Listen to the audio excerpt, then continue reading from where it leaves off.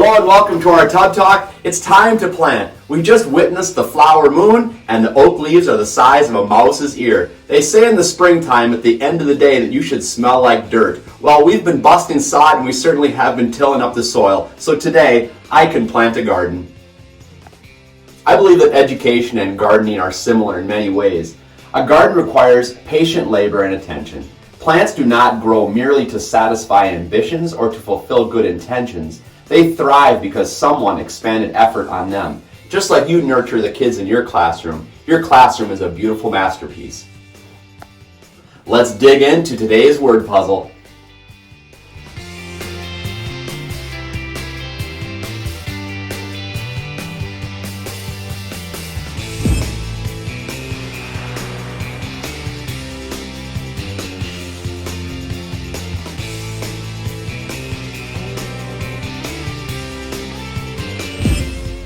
Consider these options today. Would you rather listen to music from the 70s or music from today?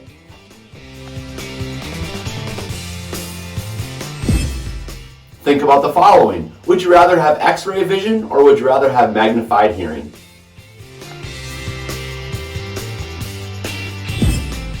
Teachers plant seeds and help them grow. Being a good teacher is a lot like being a good gardener. Good gardeners are optimistic and patient. They're able to see the potential in those young seedlings and enjoy watching them grow, develop, and bloom.